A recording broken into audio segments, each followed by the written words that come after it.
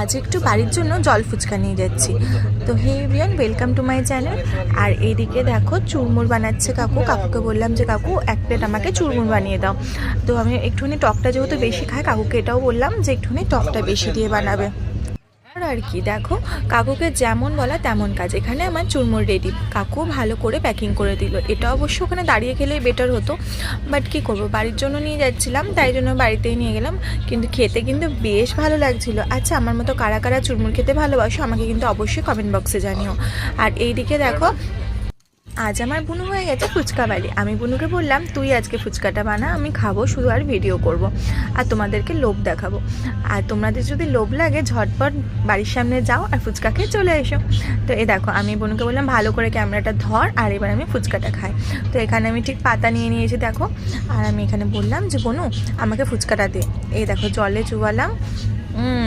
আমার কিন্তু এখনই খেতে ইচ্ছা করছে। তোমরাও কিন্তু জলদি জলদি যাও আর খেয়ে এসো। বেশ সুন্দর খেতে।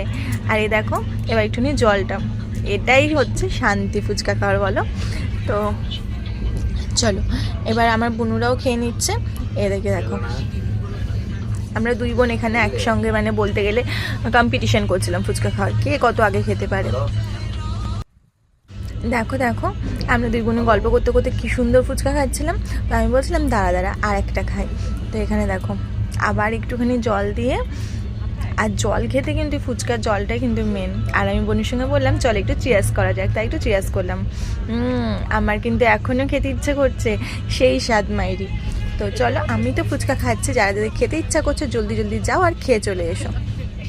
এবার লাস্টে খাবো চুরমুরটা। এই দেখো চুরমুরটা কিন্তু বেশ ভালো খেতে, বেশ টক টক হালকা হালকা ঝাল ঝাল ছিল। আর এই কাকুটা কিন্তু চুরমুরটা সেই বানায়, তাই জন্য দেখো এটা ছিল অ্যাকচুয়ালি আমার বনুর, বাট আমি এখানে একটুখানি টেস্ট করছিলাম। তারপর কি পরের দিনকে আমার শরীরটা না একটুখানি খারাপ ছিল, তাই জন্য আমি চলে এসেছিলাম একটুখানি ডাব খাবো বলে। এ দেখো এখানে কাকুটা ডাব কেটে দিচ্ছে। আর এই ডাবটাই না প্রায় অনেকটা জল ছিল, প্রায় 700-800 মতো জল ছিল, আর খুব মিষ্টি ছিল খেতে। চলো বাড়িতে দুটো ডাব নিয়ে গিয়ে আমি তোমাদেরকে খেয়ে দেখাচ্ছি। আর এই গরমকালে ডাব খাওয়া যে কতটা শরীরের জন্য ভালো সেটা কিন্তু আমরা সবাই জানি।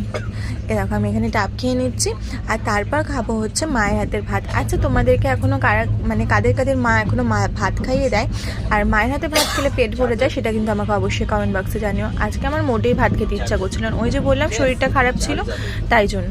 তো এখানে মা আমাকে খাইয়ে দিচ্ছে। আর তোমরা যদি মায়ের হাতে খেতে ভালোবাসো আমাকে কিন্তু অবশ্যই জানিও। চলো আজকের জন্য আসি, ভালো লাগলে একটা লাইক কমেন্ট শেয়ার করে আমার চ্যানেলটাকে প্লিজ সাবস্ক্রাইব করে দাও। আর ভালো লাগলে পাশে থাকা বেল আইকনটা ক্লিক করে দাও। চলো টাটা।